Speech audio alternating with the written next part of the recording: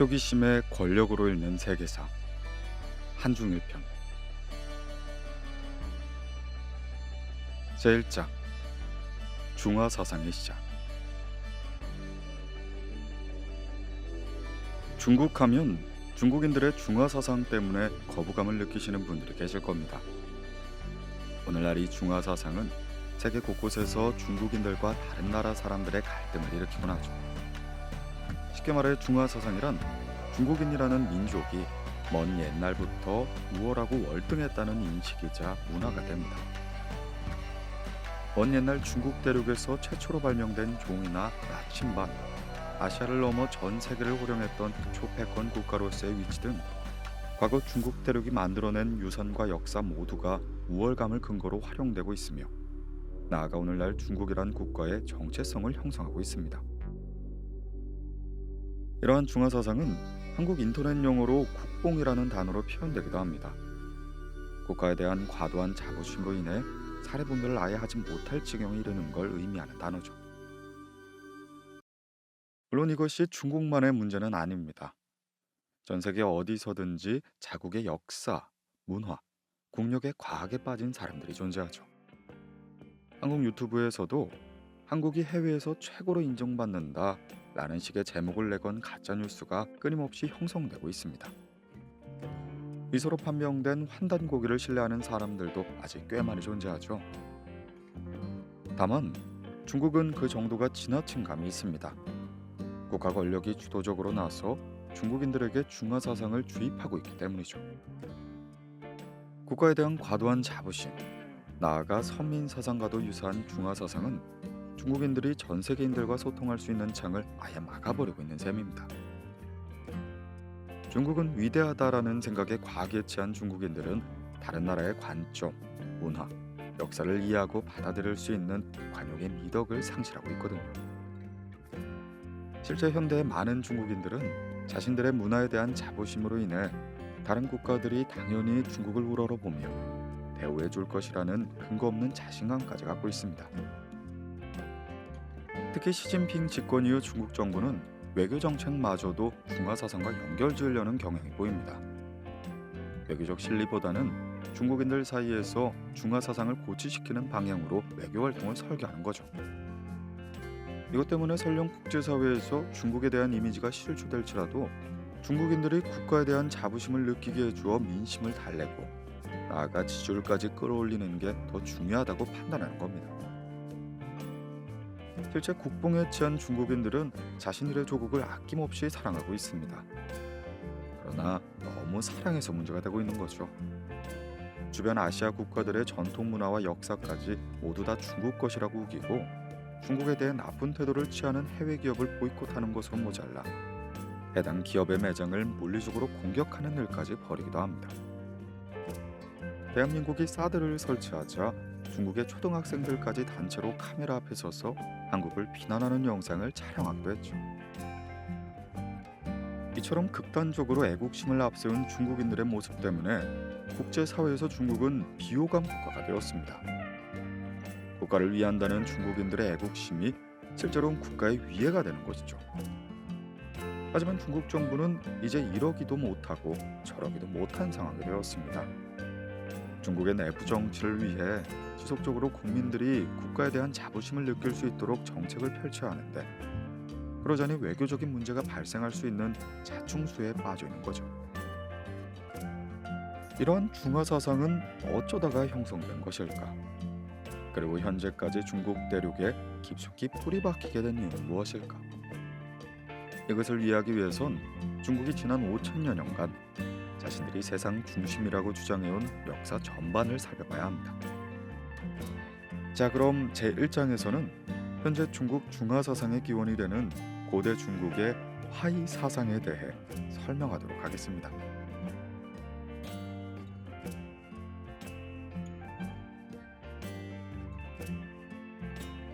중국의 첫 시작, 상나라, 은나라. 사실 전 세계 역사를 통틀어 자신들의 역사를 직접 기록한 고대 국가는 그다지 많지 않습니다. 흔히 알려져 있는 국가들 중에는 고대 이집트, 고대 그리스와 로마 정도가 있죠. 한반도 역사의 시작으로 알려져 있는 고조선의 경우도 역사 기록은 거의 없습니다. 얼마 없는 기록조차 고조선이 멸망하고 한참 뒤에 작성된 것들이죠. 때문에 고조선이 실제로 기원전 2333년에 건국되었는지 명확하지 않습니다. 기록에 따라 고조선의 건국 시점 또한 다르게 적혀 있죠. 예를 들어 동국통감의 기록을 보면 고조선은 기원전 2333년에 건국된 걸로 계산되지만 삼국유사의 기록을 토대로 계산하면 고조선은 기원전 2284년입니다. 이런 한국의 고조선처럼 중국의 시작이라고 할 수 있는 한나라는 고조선과 달리 기록이 꽤 있는 편입니다. 하지만 기록의 신빙성이 낮고 고고학적인 증거가 전무하여 전 세계 학계는 한나라의 존재 자체를 의심하고 있죠. 일반적으로 중국의 최초 국가로 받아들여지는 국가는 상나라입니다. 중국 역사에 관심이 많으신 분들에겐 은나라로 잘 알려져 있는 국가죠. 상나라는 각골문자로 유명한 나라입니다. 각골문자는 종이가 존재하지 않던 시절 사람들이 거북이의 배딱지나 짐승의 뼈에 새겨져 남긴 문자죠. 각골문자가 기록된 상나라식의 유물은 상당량 발굴된 바가 있습니다. 물론 문자 해석 작업이 학자들에게 다소 어려움을 주곤 있지만 국가의 존재 여부를 증명하기엔 충분할 정도죠. 그래서 주로 역사학계도 한나라와는 달리 상나라가 존재한다는 사실엔 대부분 동의하는 겁니다. 즉, 중국사에서 국가의 역사는 상나라부터 시작된다고 보는 것이 합리적이지 않을까요? 이 중국 상나라와 관련하여 주지육림이라는 유명한 사자성어가 있습니다. 상나라 마지막 왕이었던 주왕과 관련된 사자성어죠. 주왕은 매우 사치스럽고 방탕한 폭군으로 알려져 있는데 술로 연못을 만들고 고기로 숲을 조정해 잔치를 열기도 했습니다. 때문에 주왕처럼 사치스러운 삶을 사는 걸 두고 주지육림이라 말하게 된 거죠. 상나라에는 여러 제후들이 있었습니다. 제후는 쉽게 말해 낮은 등급의 왕으로 한 국가의 왕에게 일정한 영토를 받아 통치하는 자들입니다. 예를 들어 중국 대륙에 A라는 국가가 등장했다고 가정해 봅시다. 그런데 A 국가는 많은 인구와 식량, 게다가 강력한 군사력까지 갖추어 주변 부족들을 정리하고 영토를 넓혔죠. 그런데 영토가 너무 넓어진 겁니다. 때문에 A 국가의 왕은 자신이 직접 다스리는 지역 외의 지역을 친인척이나 믿음직한 부하에게 나눠주고 알아서 다스리게 한 겁니다. 점령한 지역의 기존 우두머리가 충성을 맹세할 경우 그대로 해당 지역을 다스리게 허용하기도 했죠. 이렇게 왕으로부터 영토를 할당받아 지배하던 사람들을 제후라고 하며 그들이 다스리는 국가는 제후국이라고 부르는 겁니다. 이 상나라 제후국들 중에는 주족이 살던 지역이 있었습니다. 주족은 상나라가 혼란스러운 틈을 타 쿠데타에 성공해 나라를 세워버리죠.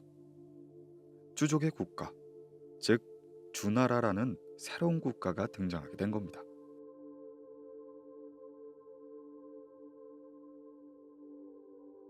중국의 왕, 하늘의 아들, 천자.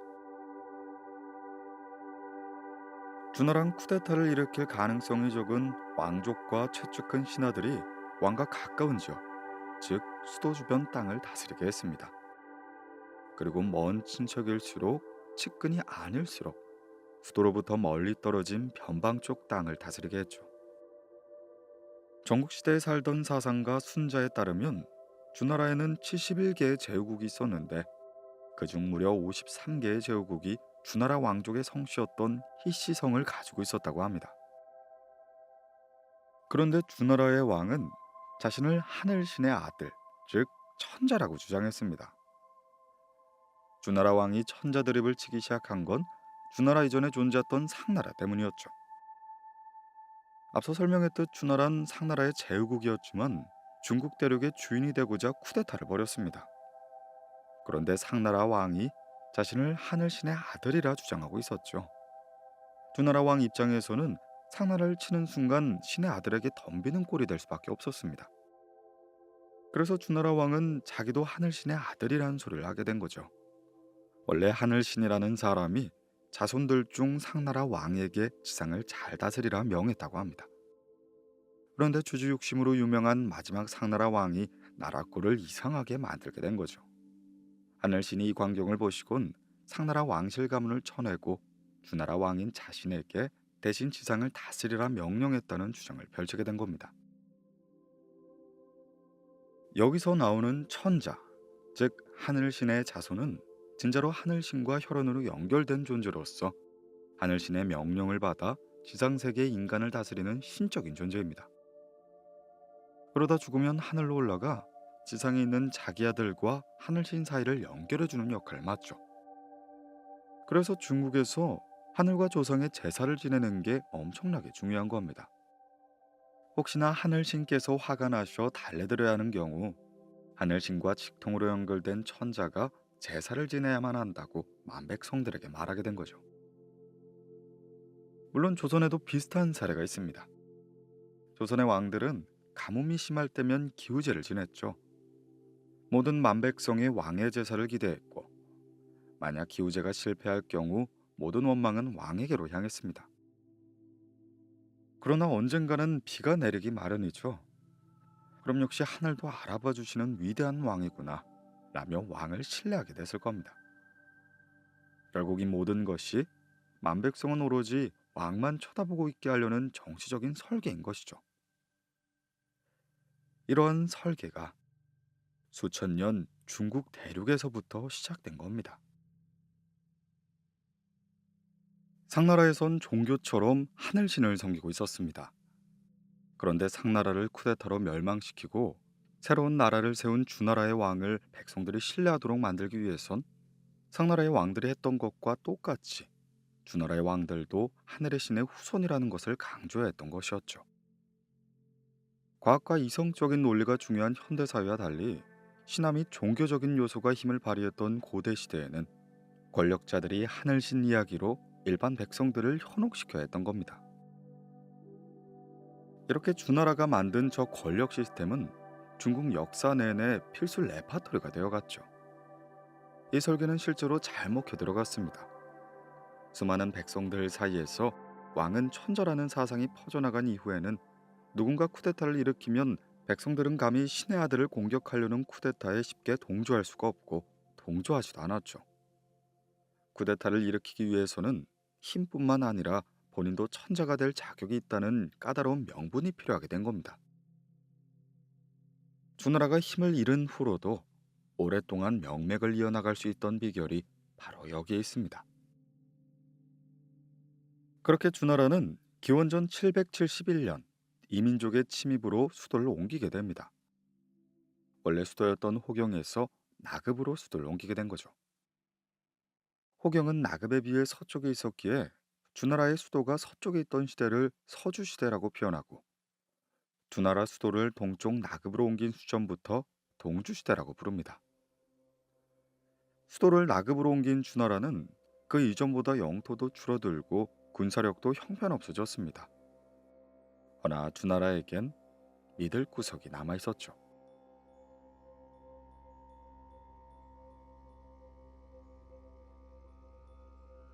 주나라의 왕, 하늘신의 아들, 천자. 앞서 설명한 것처럼 주나라의 제후국들은 아무리 주나라 중앙왕실의 힘이 약해졌어도 백성들이 믿고 따르는 천자를 함부로 공격할 수가 없었습니다. 오히려 주나라의 제후국들은 힘이 약해진 주나라를 이용하여 자신들의 권력을 확장하겠다는 기발한 생각을 하게 되죠. 주나라의 힘이 약해지고 주변 제후국들의 힘은 강해졌습니다. 하지만 제후국들은 힘이 빠진 주나라 왕을 공격하지 않고 자기들끼리 싸우며 서로 땅을 빼앗거나 속국하기 시작했죠. 여기서 중요한 건 주나라는 내버려두고 제후국들끼리만 티격태격 싸웠다는 겁니다. 그들은 중앙정부를 공격하지 않고 왜 자신들끼리만 싸웠던 것일까요? 앞서 말했듯이 바로 백성들 때문이었습니다. 주나라 중앙정부의 힘이 약화되긴 했지만 백성들은 여전히 주나라 왕이 천자라고 믿고 있었죠. 주나라의 왕을 공격하는 순간 왕자에 앉을 명분도 사라지고 민심도 전부 잃게 되는 상황이었습니다.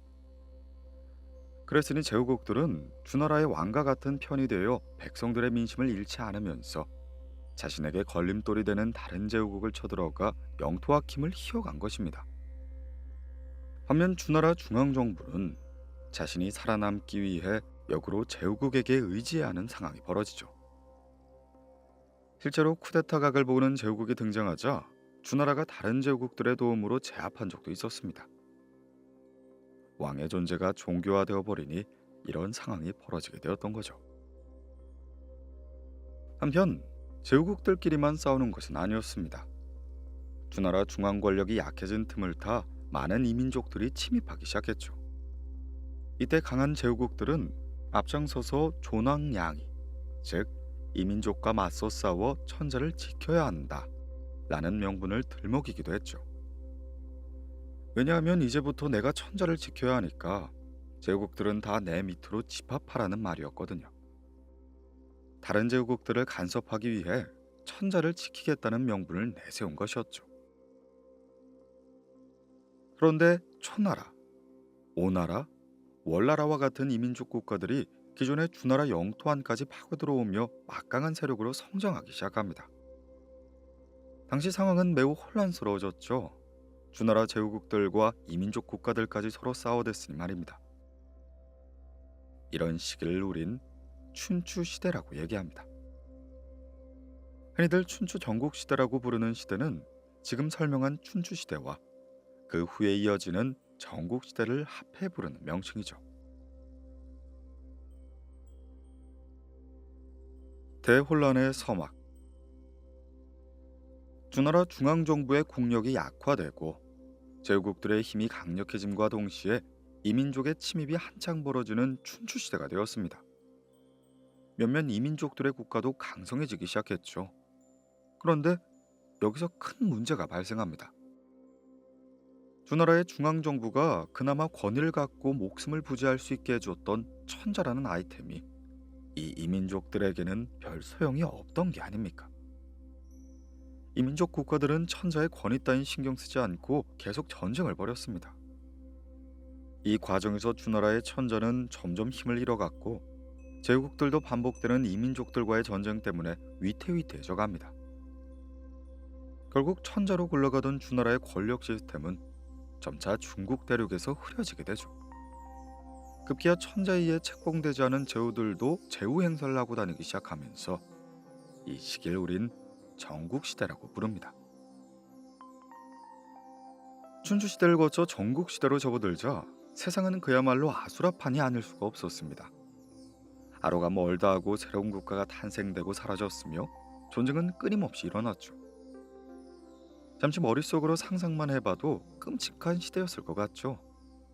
백성들은 배고픔을 견디며 전쟁터로 끌려가 싸워야 했고 실수 없는 전쟁 속에서 벌레만도 못한 최후를 맞게 되었을 테니 말이죠. 매일같이 수많은 사람들이 무참히 살해되고 오늘의 왕이 내일은 죽어있고 새로운 왕과 새로운 국가가 등장하는 상황에서 사람들은 이런 고민을 하게 됩니다. 도대체 왜 이렇게 세상은 혼란스러운 것일까? 질서와 평화가 있는 세상을 만들려면 어떻게 해야 할까? 이와 같은 혼란기를 잠재우기 위해 수많은 사람들은 고민을 거듭했습니다. 그 결과 다양한 학자들과 사상, 철학이 탄생하게 된 거죠. 이걸 제자백가라고 부릅니다.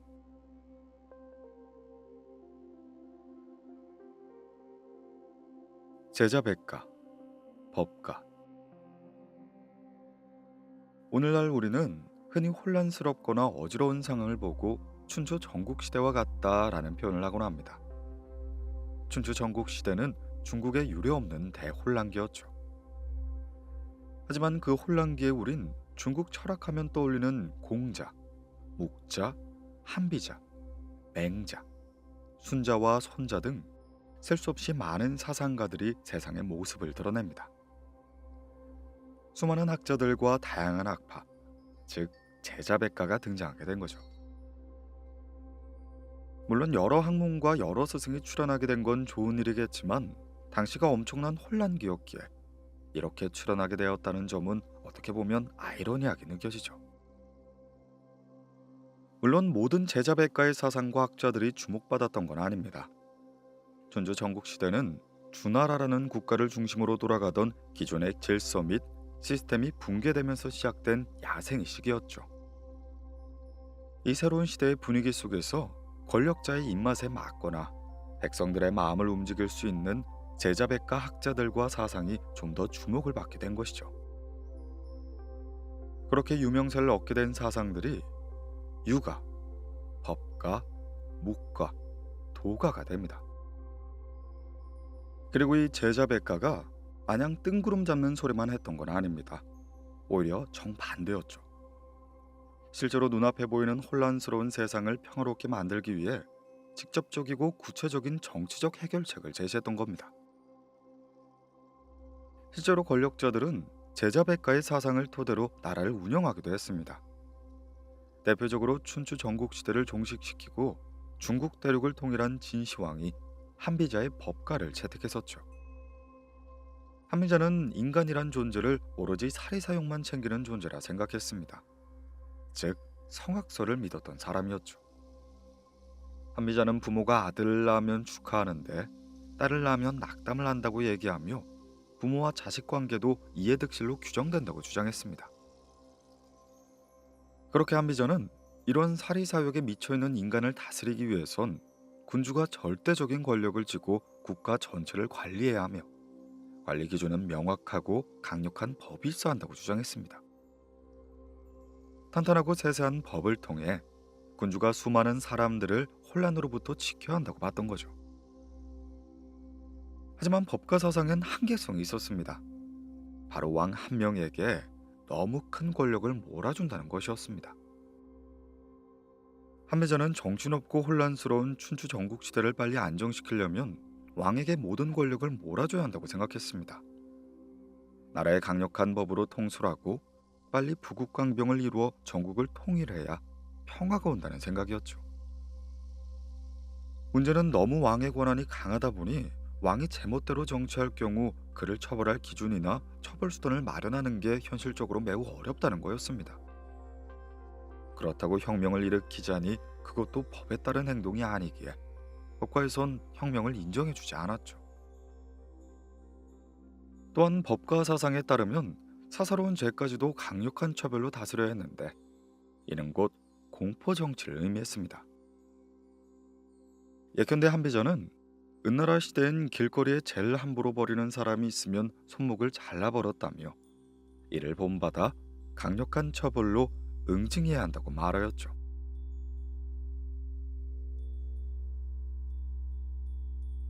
제자백가, 유가. 사실 법과 이전에 중국 대륙의 학자들 사이에서 인기가 있었던 학파는 단연 유가였습니다. 흔히 춘추 전국시대의 공자의 가르침을 따르는 학파를 유가라 부르고 세월이 흘러 한나라 시기 사상적으로 체계화되고 국가의 주요 학문이자 종교가 된 이후부터 유교라고 부르게 된 것입니다. 이 유교라는 사상을 탄생시킨 사람은 노나라에 살던 공자였습니다. 공자는 주나라가 약해지고 춘추 전국시대가 한창이던 기원전 6세기경에 태어나 혼란스러운 세상을 직접 보고 느꼈고 이 혼란을 잠재우기 위해 주나라의 시스템이 필요하다고 여겼습니다.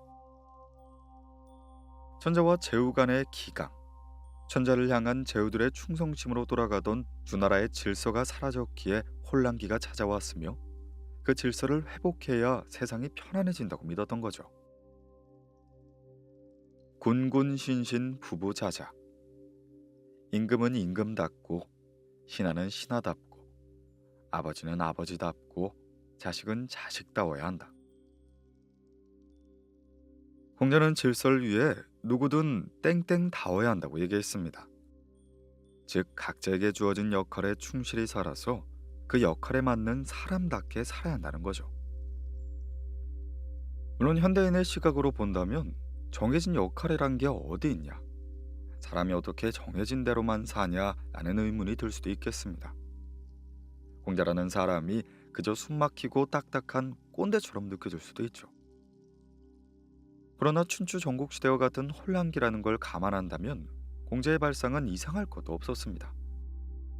공자 입장에선 비록 정해진 질서와 원칙대로 사는 게 딱딱하게 느껴질지라도 왕부터 백성들까지 모두가 사회의 질서와 원칙을 배워 잘 따른다면 세상의 질서는 곧 회복될 수 있을 것 같았기 때문이었죠.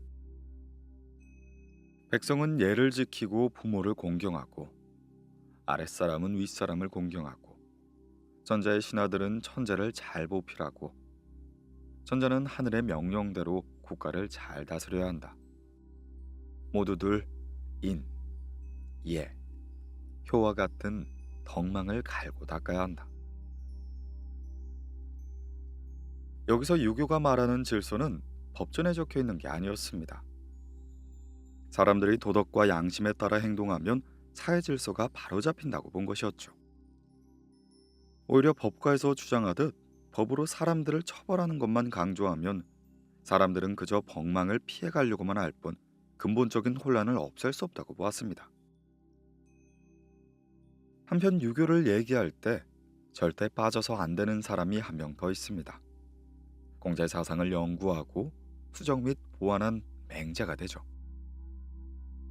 맹자는 공자의 사상을 배운 후배 사상가였지만 그가 주장하는 바는 공자와 약간 달랐습니다.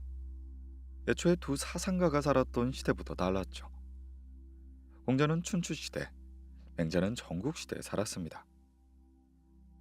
춘추시대도 전쟁이 끊이진 않았지만 여전히 제후국들의 중심에 주나라가 존재하는 시대였죠. 어느 정도의 질서는 형식적으로나마 남아있던 시대였던 겁니다. 때문에 공자는 제후국들이 주나라의 천자를 다시 제대로 받들고 질서를 회복시키기 위해 노력해야 한다고 생각했습니다. 그러나 전국시대는 주나라를 중심으로 한 질서 자체가 거의 사라진 시기였죠.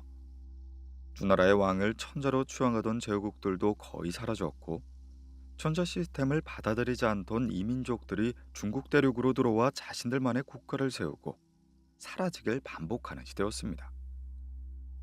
때문에 공자가 사망한 후 약 100년 뒤에 태어난 맹자는 쿠데타를 합리해주게 된 것입니다. 왕이 제대로 통치하지 않으면 하늘신이 새로운 명을 내려 새로운 천재를 정해줄 것이다. 아무리 천재라도 하늘의 명을 똑바로 받들고 국가를 운영해야 한다. 맹자는 공자처럼 질서를 중요하게 여기긴 했지만 국가 운영을 게을리하는 왕이 있다면 하늘이 새로운 천자, 즉 새로운 왕을 선택하게 될 것이라 얘기했습니다. 마치 주나라가 상나라를 멸망시키며 하늘의 신이 상나라 대신 주나라를 선택했다는 이야기처럼 말이죠. 더 나아가 하늘이 천자를 선택했다는 기준은 백성들의 민심에 있다고 주장했습니다. 이렇게 유교의 여러 사상들은 공자와 맹자, 그리고 이후 수많은 후배 학자들의 손을 거쳐 수정 보완 및 발전되어 갔습니다. 그리하여 혼란스러웠던 춘추 전국시대를 지나 지금을 살고 있는 현대인들에게까지도 지혜를 주는 사상이 탄생하게 된 겁니다. 하지만 만약 좋은 점만 있었던 건 아닙니다. 백성들을 생각하며 탄생된 이와 같은 유교의 사상들조차 훗날 권력자들이 써먹기 좋은 도구로 전락했기 때문이었죠. 분명 공자는 주나라의 봉건 질서를 회복하자며 가르침을 설파하고 다녔지만 후대의 권력자들은 유교의 가르침 중 듣고 싶은 말만 골라 들으며 유교를 중앙집권 도구로 써먹게 됩니다. 유교가 후대에 어떻게 이용되었는지 앞서 우선 종교 얘기부터 해보죠. 사실 제자백가는 철학과 정치 사상적인 면모만 부각되었을 뿐 종교와 명확히 구분하긴 힘듭니다. 공자도 하늘과 조상님께 제사를 지내야 한다고 강조했고 맹자 역시 민심을 받아들여 천자를 바꾸는 것은 결국 하늘신이라고 주장했던 것이니 말이죠. 앞서 살펴본 바와 같이 주나라의 왕실 권위는 왕이 하늘신의 아들이라는 신앙을 통해 정당화되었습니다. 즉 주나라 왕실이 신성한 혈통을 갖고 있다는 게 중요했던 것이었죠. 그리고 춘추 전국시대에 와서도 왕들의 혈통과 조상신이라는 존재는 매우 중요한 점이었습니다. 그리하여 춘추 전국시대의 권력자들이 자신들의 족보를 보다 신성하게 만들기 위해 다른 신을 건드리기 시작한 것이었죠.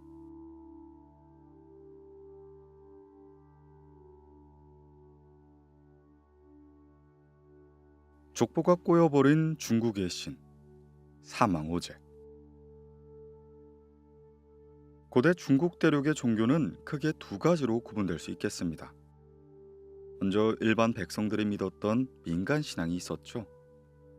주로 농사가 잘 되게 해달라거나 재앙을 피하게 해달라며 온갖 자연신과 정령들에게 빌었던 종교입니다. 두 번째는 조상신이 되죠. 여기서 조상신은 아무나 모실 수 있는 게 아니었습니다. 고귀한 혈통과 성씨를 갖고 있는 유력한 가문만이 조상신을 가질 수 있었기 때문이었습니다. 제일 대표적인 조상신이 바로 상나라와 주나라 권력자들이 세우던 하늘신이 되죠. 하늘신은 곧 왕실의 먼 조상신이었고, 주나라 왕실은 하늘신의 피를 물려받은 신성한 혈통이자 지상을 통치할 자격을 갖춘 유일한 가문이었던 것입니다. 하지만 주목할 점은 권력자들의 조상신들이 민간 신앙의 신들이나 심지어 다른 가문의 조상신을 흡수하는 경우가 생겼다는 겁니다. 예를 들어 상나라와 주나라의 조상신은 만물을 지배하는 최고신이 되어 백성들이 섬기던 자연신이나 농업신의 역할을 겸하게 된 거죠. 그리고 이런 현상이 이후 춘추 전국시대에 이르러 더 빈번하게 발생되기 시작합니다. 각 지역의 권력자들은 다른 지역을 점령한 후에 그 지역의 종교를 흡수하기 시작한 거죠. 물론 무조건 흡수한 건 아닙니다. 정무적 감각을 발휘하여 자신의 권력 유지에 별 도움이 안 되는 잡신은 그냥 버리고, 도움이 될 만한 신이라면 해당 지역을 다스렸던 유력 가문의 조상신마저 흡수해버리기 시작합니다. 그리고 이때 잘 먹혔던 명분 중 하나가 바로 혈연이 됩니다. 그리고 혈연은 이민족들이 써먹을 정도로 매우 유용한 전략이었죠. 북쪽에 살던 이민족들이 중국 대륙으로 쳐들어온 후 중국 대륙의 백성들이 믿던 북쪽의 신을 거론하며 자신들이 섬기는 조상신이 바로 그 북쪽 신의 형제라거나 아예 자신들이 그 북쪽 신의 자손이었다고 하는 거죠. 이런 과정이 반복되면서 중국 신화엔 족보가 개판이 되어버린 신들이 생기기 시작했습니다. 바로 사망오제가 되죠. 사망오제는 3명의 황과 5명의 제를 의미합니다. 사망의 경우는 하늘에서 지상으로 내려와 인간을 창조한 뒤 인간들에게 불을 사용하는 방법과 농사짓는 법을 알려주는 신적인 인물로 전해지죠. 오제는 상나라가 있던 시기보다 훨씬 더 이전 중국 대륙을 다스렸다던 전설적인 다섯임금이 됩니다. 한국사가 단군 왕검의 이야기라는 신화로 시작되듯 중국 고대사도 사망오제 신화부터 시작된다는 식으로 설명되곤 하죠. 사망오제가 지상을 다스린 후에 하나라가 건국되고 하나란 상나라로 이어진다는 식인 겁니다. 이런 중국의 고대 신화는 춘추 전국시대에 와서 정립하기 시작된 것입니다. 그런데 사망오제에 속하는 인물들이 딱 맞게 정해져 있진 않습니다. 천왕과 지왕, 인왕, 적재와 청재, 백제와 흑제, 황제처럼 하늘신, 땅신, 붉은 임금, 푸른 임금 같이 두루뭉실하게 표현될 땐 그나마 라인업이 확실한 편인데, 구체적인 이름과 서사를 갖추게 되면 수많은 사람들이 너도 나도 사망오제에 포함되려고 하고 있죠. 학자들은 이게 춘추 전국시대의 흔적이라고 분석하고 있습니다. 권력자들이 땅 따먹기를 하면서 점령한 지역의 신들을 흡수하다가 벌어진 일이라는 거죠. 하지만 족보가 꼬여버린 사망오제 중에서도 유독 권력자들에게 잘 써먹혀진 신이 있습니다. 바로 오제 중 한 명인 황제가 됩니다.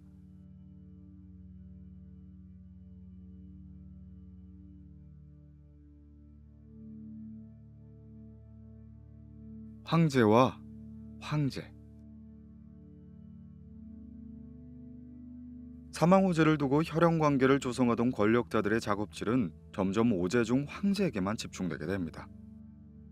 황제가 어떤 인물이었는지 전승마다 다르지만 종합해보자면 살림을 개척해 길을 뚫고 역법을 연구하여 연월일이란 개념도 만들고 농사짓는 법을 개발하며 각종 도구도 많은 인물로 그려지죠.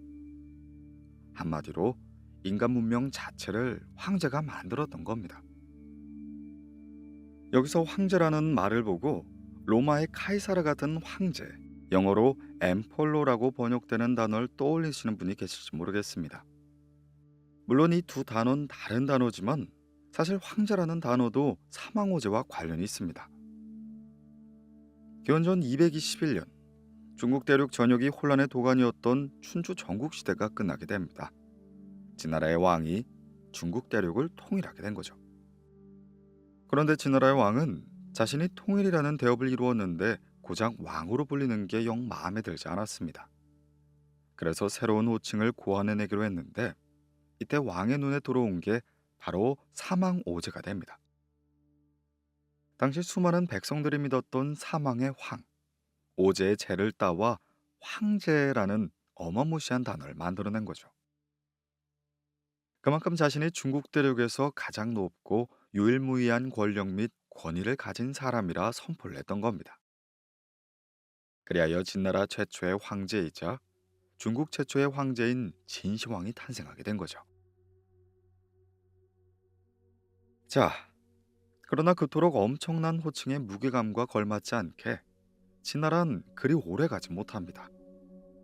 진시황이 사망한 후 고작 4년 만에 사라졌으니 말이죠.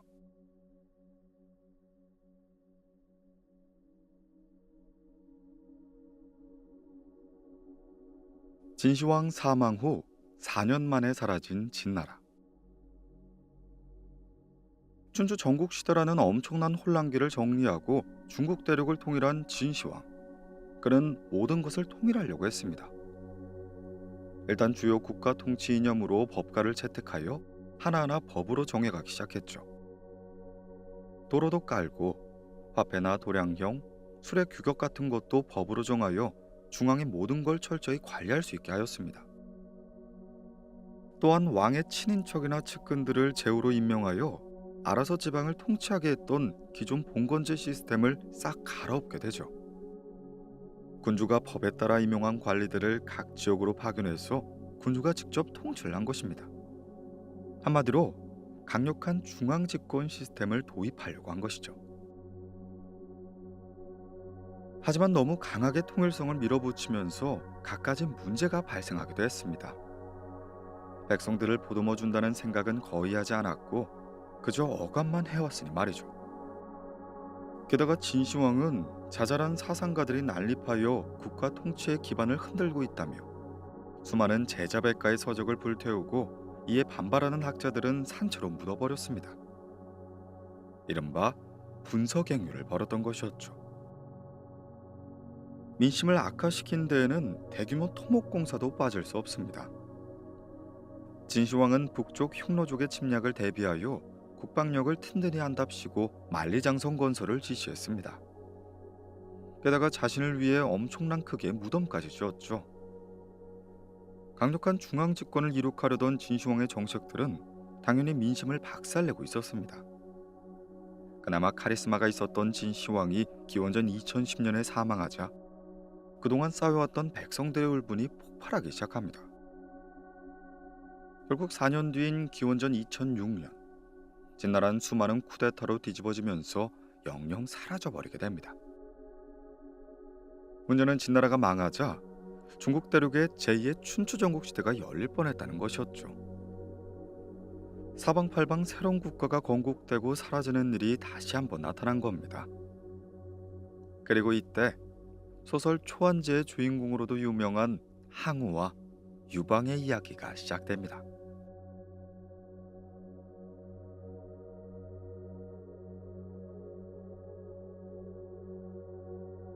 중국 한족의 시작, 한나라. 반란 세력들이 여기저기서 들고 일어나 결국 진나라는 무너지게 되죠. 그리고 이때 두 명의 반란 추모자들이 유명했으니 바로 항우와 유방이 됩니다. 이들은 함께 진나라를 무너뜨린 후 중국 대륙의 패권을 차지하기 위해 서로 전쟁을 벌입니다. 약 4년간 이어진 이 전쟁을 초안 전쟁이라고 하죠. 여기서 유방이 승리하고 황제로 추대받으면서 중국 대륙엔 한나라라는 국가가 탄생합니다. 저 한나라의 한이 현재 중국의 다수 민족인 한족의 한입니다. 한나라는 중국 역사상 진시황의 진나라에 이어 두 번째로 중국 대륙을 통일한 왕조였습니다. 그런데 중국 대륙을 통일했던 진나라가 고작 15년 만에 무너졌던 것과 달리 한나라는 기원전 202년부터 기원 후 220년까지 무려 422년간 통일 왕조를 유지하죠. 한나라의 장수 비결은 진나라에게 있었다고 해도 과언이 아닙니다. 한나라는 단명했던 진나라를 보고 많은 교훈을 얻어 좀 더 나은 정책을 펼쳤기에 가능한 일이었던 거죠. 일단 한나라는 선배 통일국가였던 진나라의 국가 운영 노하우를 소용합니다. 단 필요에 따라 수정할 건 수정하고 보완하기도 했죠. 제일 대표적인 게 형법 시스템이었습니다. 진나라의 형벌은 워낙 가혹해서 조정에 대해 싫은 소리만 해도 사람들이 보는 앞에 참수형을 당했었죠. 이런 가혹한 사법 시스템의 부조리를 잘 알았던 유방은 황제가 되기 전부터 개혁을 예고했습니다. 진나라를 상대로 반란을 일으켰던 유방이 진나라 군대를 박살낸 후 백성들에게 약속했죠. 법을 딱 3개로 정한다는 유방의 공약을 들은 백성들은 너무나도 기뻐하며 유방을 따랐다고 하죠. 이후 한나라에서는 진나라의 법령에서 몇 가지를 더 가져와 총 9가지 법으로 구성된 구장료를 만들었습니다. 또한 한나라는 국가 통치 방향에 도가사상 일부분을 적용하기도 합니다. 진나라가 인위적으로 사회 전체를 관리한다면서 억압만 했으니 이제 너무 가혹하기보다 순리대로 사회 발전을 이뤄보자는 메시지가 담겨 있었던 겁니다. 지방 통치 방식에 있어서도 한나라는 진나라의 방식을 조금 개선하는 방향을 선택했습니다. 진나라는 제후를 아예 두지 않았었지만 한나라는 중앙정부가 관리할 수 있는 지역까지 관리를 파견했고 그 외의 지역은 제후를 파견했죠. 주나라와 진나라의 시스템을 결합하여 사용한 겁니다. 하지만 7대 황제인 한무제는 제후국들을 껍데기만 남겨놓은 채 진나라 때처럼 관리들을 파견해 다스리는 체제로 돌려놓기 시작합니다.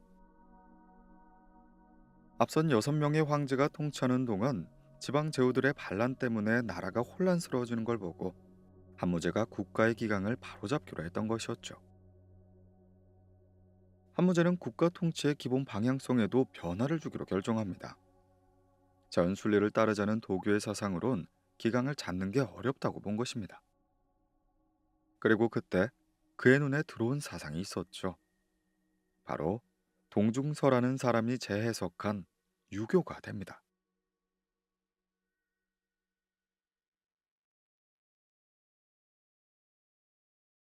국교가 된 유교. 공자는 춘추라는 책을 쓴 것으로 알려져 있습니다. 노나라의 역사에 대한 기록을 보고 공자가 자신의 가치관을 담아 새로 엮은 것이었죠. 쉽게 말해 공자가 봤을 때 누구는 착하고 어떤 사건은 옳거나 그르다는 식의 내용이 담겨 있는 책입니다. 문제는 공자가 쓴 책의 내용이 매우 난해하고 어렵다는 것이었습니다. 때문에 공자의 제자들은 세대를 거듭하면서 책에 담긴 공자의 사상을 해석하고 또 해석하며 공자의 가치관과 철학을 정리해 나아갔죠. 이 과정에서 유학자들은 공자의 가르침을 설명해주는 해설서도 만들곤 했는데 그중 하나가 춘추의 내용을 해석한 공양전이었습니다. 그리고 유학자들 중에 이 공양전의 내용을 추종하는 자들이 있었는데 그중 한 명이 바로 동준서가 되는 거죠. 대일통은 공양전의 첫 문장에 등장하는 말로 모든 것을 하나로 합체한다는 뜻입니다. 동중서는 공양전을 해석하면서 대일통이 하늘의 뜻이며 정치에 있어서도 하나로 통일되는 게 필요하다고 보았죠. 그래야만 평화로운 세상이 온다는 거였습니다. 이를 위해서는 천재이신 황제께서 만백성을 하나로 모아 다스려야 한다는 논리로 이어집니다.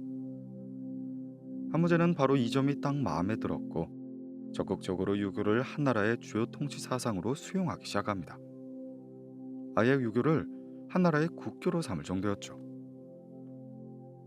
그리고 이때부터 한무제는 온 백성들이 태어나자마자 기본적으로 유교를 받아들이고 살아가도록 만들어 갑니다. 유교 교육을 위한 교육기관인 태학을 설립하고 유교를 공부한 학생들을 정부의 관료로 등용하는 등 국가 전반 곳곳에 유교 페인트칠을 하기 시작한 거죠. 한나라가 유교를 도입한 이후 중국 대륙엔 유학을 공부한 유생들과 유학자들이 넘쳐나기 시작했고, 시간이 지나면서 주변의 다른 동아시아 국가들도 유교라는 사상을 접하게 됩니다. 자, 그런데 여기서 동준서가 대일통이라는 개념을 중심으로 새롭게 해석한 이 유교 사상이 바로 화이 사상의 근거가 되어버립니다.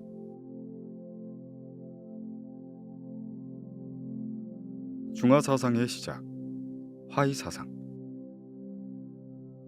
한나라 얘기는 잠시 접어두고 앞에서 설명했던 주나라 시절로 되돌아가 보겠습니다.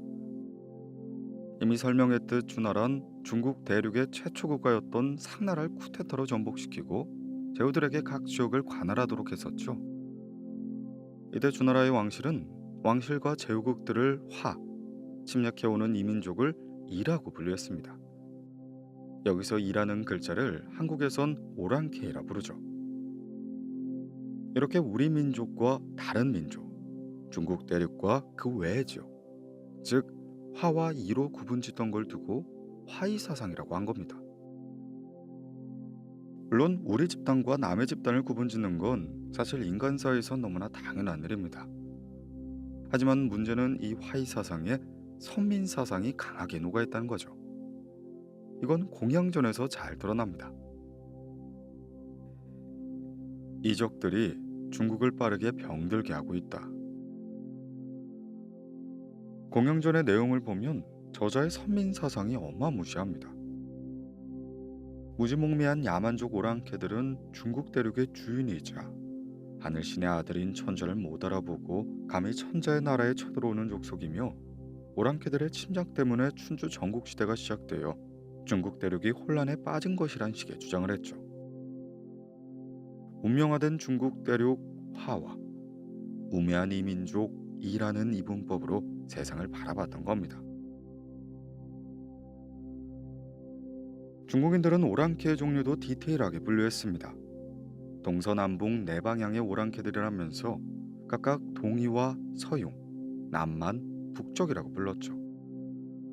간혹 한국에서 동이족이 활을 잘 쏘는 동방의 민족이라는 의미라면서 중국 입장에서 한반도의 한민족을 일컫던 말이라며 왜곡해서 이야기하는 사람들이 있는데, 사실 동이족은 중국을 기준으로 동쪽에 있던 모든 이민족들을 가리키던 말이었습니다. 상나라 땐 상둥반도 일대에 살던 민족들을 의미했지만, 산둥반도가 중국의 영역이 된 이후로 만주, 한반도, 일본 열도에 사는 민족을 가리키는 말로 동이족의 범위가 확대되어 갔던 거죠. 애초에 기원전까지만 해도 중국 대륙 국가들은 한반도라는 지역에 대해 관심이 별로 없었습니다. 어찌됐든 우리들 입장에서는 상당히 기분 나쁜 단어일 텐데요. 그 이유는 오랑캐란 결국 중국 대륙 입장에선 물리쳐야 할 대상이었기 때문이죠. 공양전에도 조낭양이 사상이 담겨져 있습니다. 왕을 받들어 모시고 오랑캐는 물리쳐야 한다는 거죠. 이렇게 화이 사상은 고대 중국 국제관계의 기본 전제가 되었습니다. 잊고 점차 국가들 간의 조공을 바치고 책봉을 내주는 행위로 표현되기 시작하죠. 화이 사상과 조공 책봉이 결합된 중국의 외교 방침이 한반도와 같은 중국 주변 지역에서도 지대한 영향을 끼치게 된 것이죠.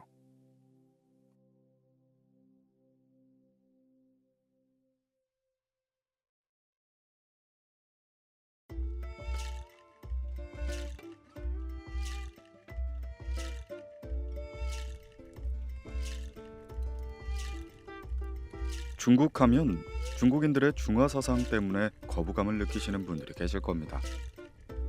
오늘날 이 중화 사상은 세계 곳곳에서 중국인들과 다른 나라 사람들의 갈등을 일으키곤 하죠. 쉽게 말해 중화 사상이란 중국인이라는 민족이 먼 옛날부터 우월하고 월등했다는 인식이자 문화가 됩니다. 먼 옛날 중국 대륙에서 최초로 발명된 종이나 나침반, 아시아를 넘어 전 세계를 호령했던 초패권 국가로서의 위치 등 과거 중국 대륙이 만들어낸 유산과 역사 모두가 우월감을 근거로 활용되고 있으며 나아가 오늘날 중국이란 국가의 정체성을 형성하고 있습니다. 이러한 중화사상은 한국 인터넷 용어로 국뽕이라는 단어로 표현되기도 합니다.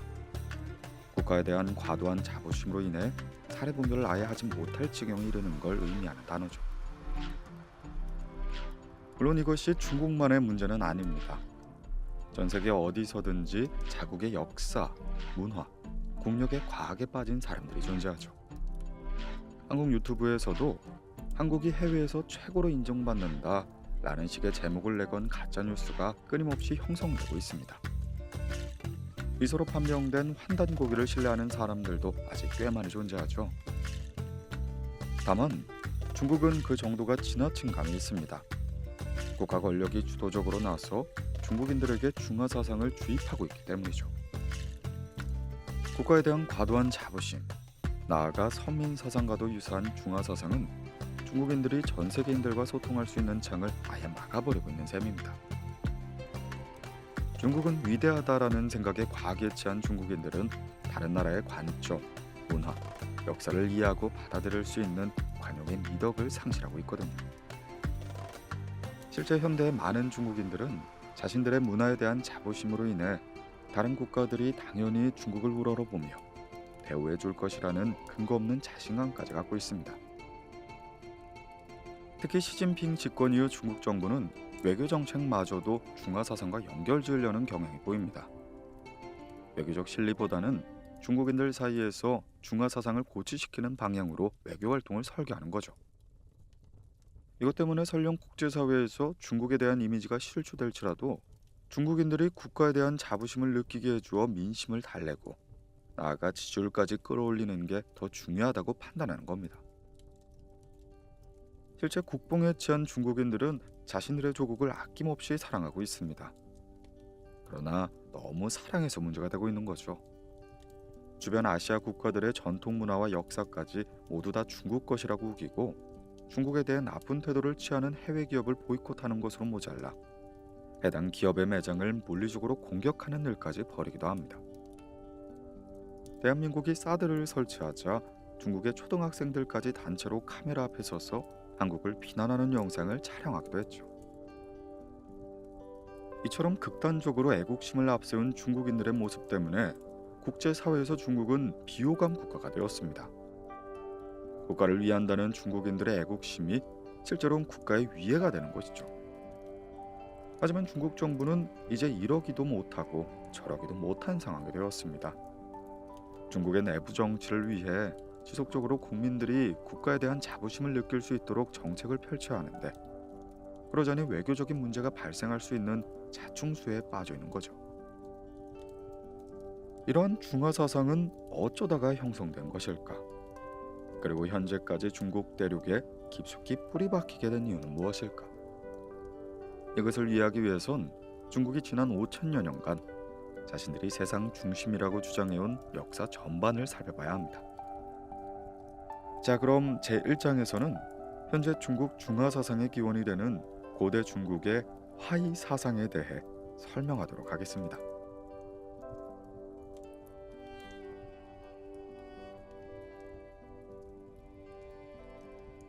중국의 첫 시작, 상나라, 은나라.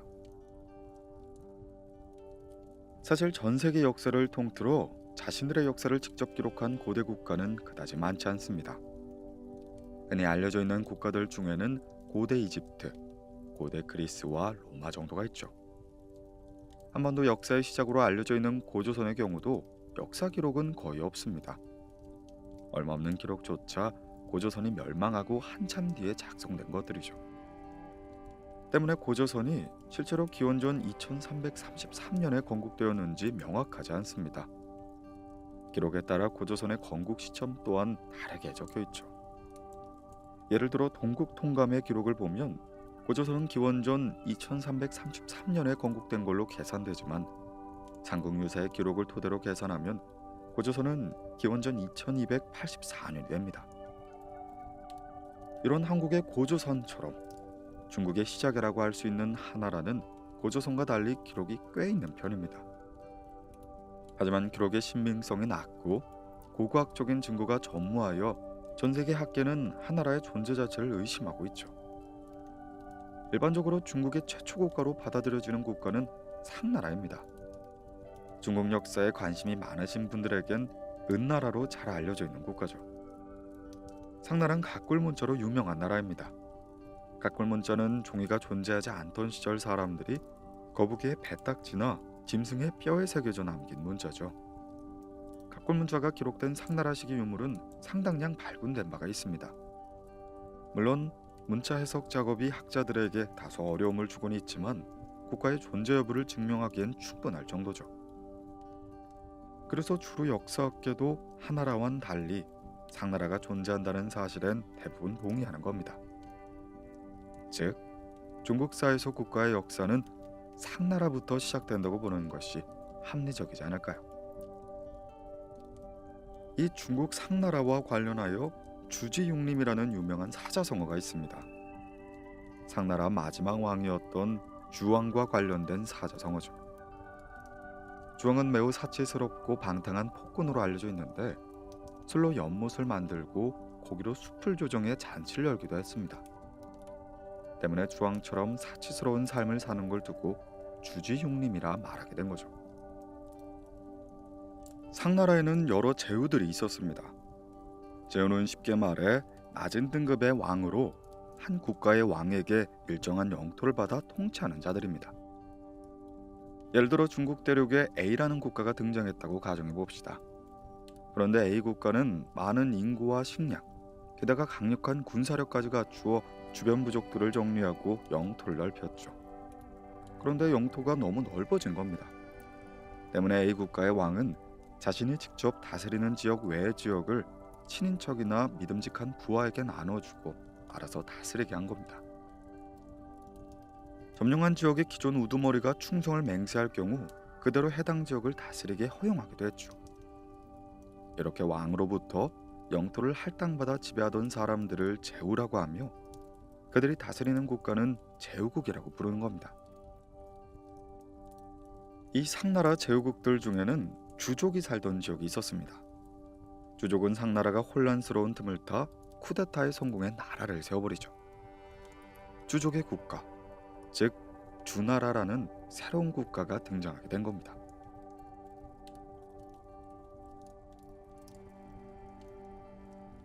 중국의 왕, 하늘의 아들, 천자. 주나라는 쿠데타를 일으킬 가능성이 적은 왕족과 최측근 신하들이 왕과 가까운 지역, 즉 수도 주변 땅을 다스리게 했습니다. 그리고 먼 친척일수록 측근이 아닐수록 수도로부터 멀리 떨어진 변방 쪽 땅을 다스리게 했죠. 전국시대에 살던 사상가 순자에 따르면 주나라에는 71개의 제후국이 있었는데 그중 무려 53개의 제후국이 주나라 왕족의 성씨였던 히시성을 가지고 있었다고 합니다. 그런데 주나라의 왕은 자신을 하늘신의 아들, 즉 천자라고 주장했습니다. 주나라 왕이 천자 드립을 치기 시작한 건 주나라 이전에 존재했던 상나라 때문이었죠. 앞서 설명했듯 주나라는 상나라의 제후국이었지만 중국 대륙의 주인이 되고자 쿠데타를 벌였습니다. 그런데 상나라 왕이 자신을 하늘신의 아들이라 주장하고 있었죠. 주나라 왕 입장에서는 상나라를 치는 순간 신의 아들에게 덤비는 꼴이 될 수밖에 없었습니다.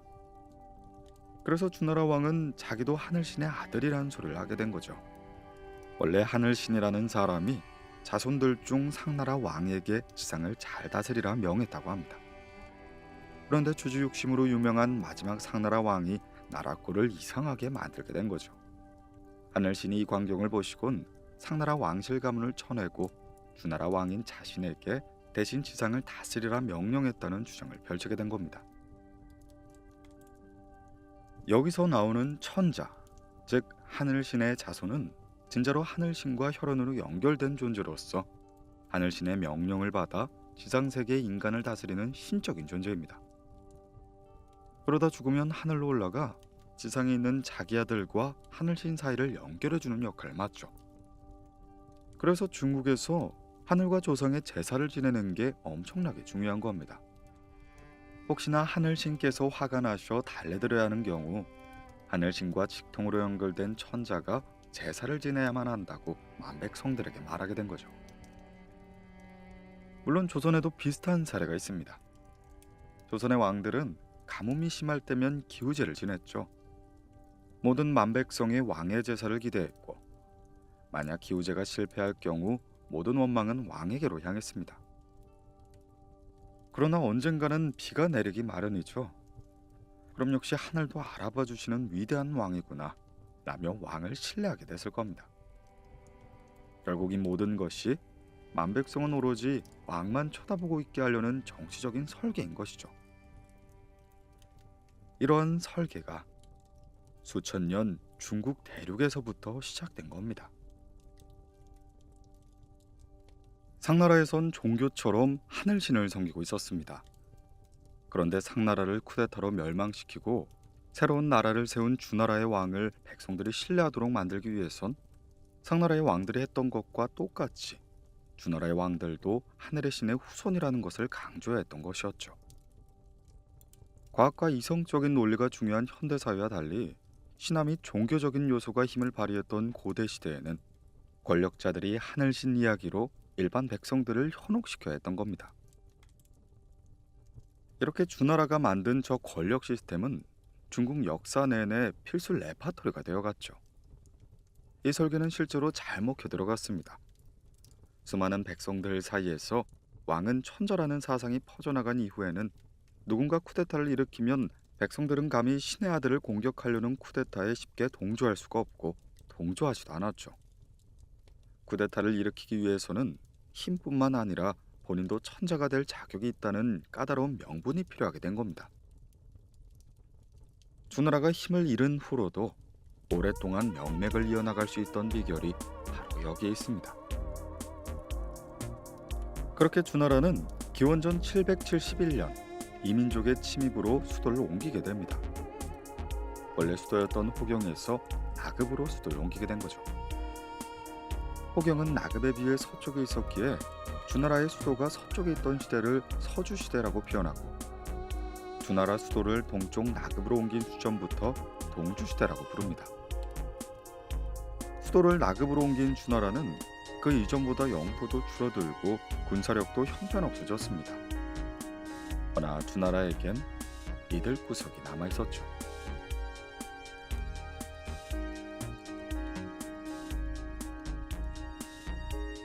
주나라의 왕, 하늘신의 아들, 천자.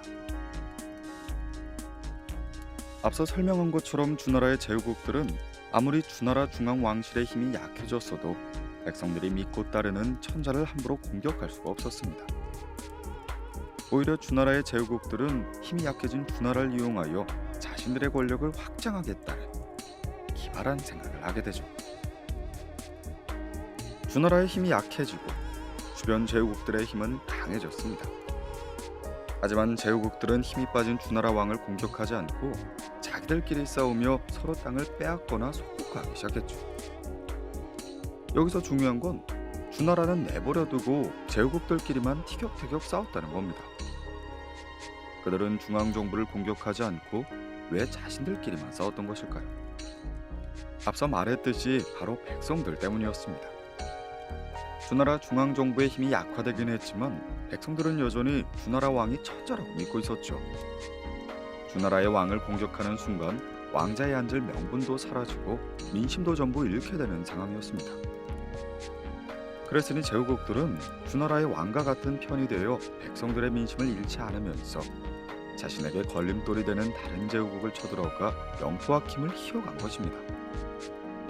반면 주나라 중앙정부는 자신이 살아남기 위해 역으로 제후국에게 의지해야 하는 상황이 벌어지죠.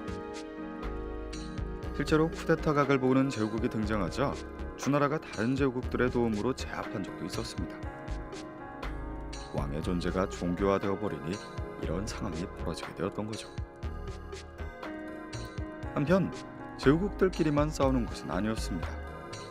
주나라 중앙 권력이 약해진 틈을 타 많은 이민족들이 침입하기 시작했죠. 이때 강한 제후국들은 앞장서서 존왕양, 즉 이민족과 맞서 싸워 천자를 지켜야 한다 라는 명분을 들먹이기도 했죠. 왜냐하면 이제부터 내가 천자를 지켜야 하니까 제후국들은 다 내 밑으로 집합하라는 말이었거든요. 다른 제후국들을 간섭하기 위해 천자를 지키겠다는 명분을 내세운 것이었죠.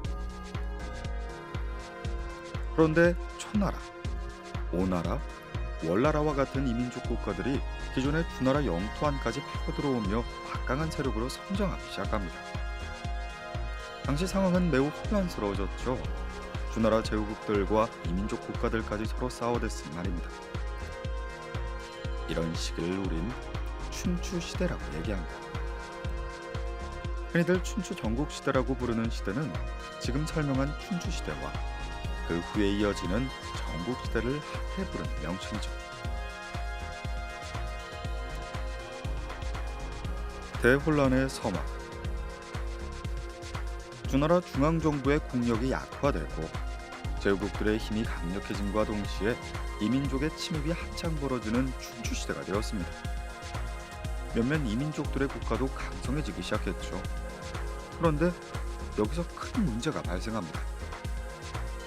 주나라의 중앙정부가 그나마 권위를 갖고 목숨을 부지할 수 있게 해줬던 천자라는 아이템이 이 이민족들에게는 별 소용이 없던 게 아닙니다. 이민족 국가들은 천자의 권위 따윈 신경 쓰지 않고 계속 전쟁을 벌였습니다.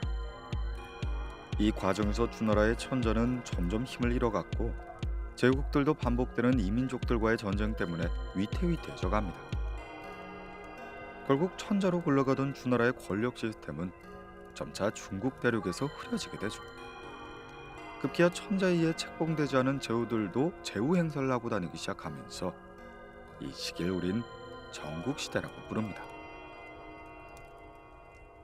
춘추시대를 거쳐 전국시대로 접어들자 세상은 그야말로 아수라판이 아닐 수가 없었습니다. 하루가 멀다 하고 새로운 국가가 탄생되고 사라졌으며 전쟁은 끊임없이 일어났죠. 잠시 머릿속으로 상상만 해봐도 끔찍한 시대였을 것 같죠. 백성들은 배고픔을 견디며 전쟁터로 끌려가 싸워야 했고 질 수 없는 전쟁 속에서 벌레만도 못한 최후를 맞게 되었을 테니 말이죠. 매일같이 수많은 사람들이 무참히 살해되고 오늘의 왕이 내일은 죽어있고 새로운 왕과 새로운 국가가 등장하는 상황에서 사람들은 이런 고민을 하게 됩니다. 도대체 왜 이렇게 세상은 혼란스러운 것일까? 질서와 평화가 있는 세상을 만들려면 어떻게 해야 할까? 이와 같은 혼란기를 잠재우기 위해 수많은 사람들은 고민을 거듭했습니다. 그 결과 다양한 학자들과 사상, 철학이 탄생하게 된 거죠. 이걸 제자백가라고 부릅니다.